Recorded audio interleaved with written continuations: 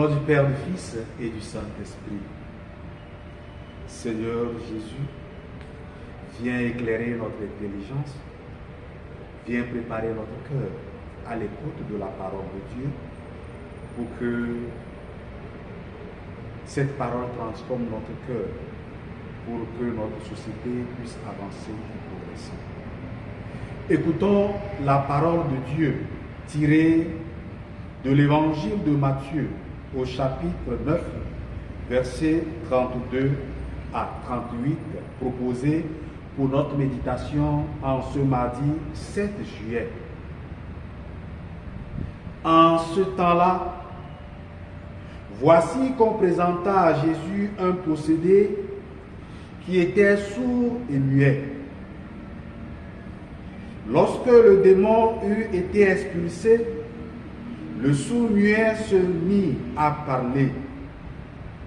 Les foules furent dans l'admiration et elles demandaient: jamais rien de pareil ne s'est vu en Israël. Mais les pharisiens disaient: c'est pas le chef des démons qui expulse les démons.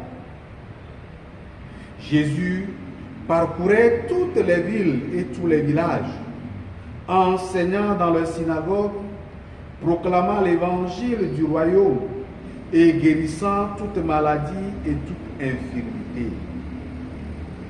Voyant les foules, Jésus fut saisi de compassion envers elles parce qu'elles étaient désemparées et abattues comme des brebis sans berger.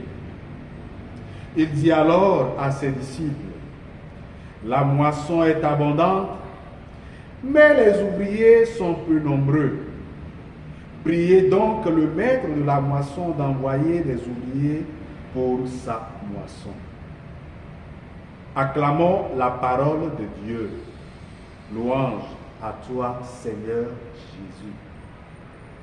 Bien-aimés dans le Seigneur, loué soit Jésus-Christ à jamais. Voilà, en ce mardi, la parole de Dieu nous est encore proposée pour méditation. Et dans l'évangile que nous venons d'écouter, il y a tellement de pistes de méditation. Mais j'en choisis deux pour notre méditation. La première piste que je choisis pour notre méditation, c'est cette capacité de Jésus à garder intacte le travail qu'il fait malgré les critiques, malgré les gens disent. Il vient de guérir un sourd-muet. Et voilà, les gens commencent à dire de lui: non, ce n'est pas le chef des démons qui fait ce travail.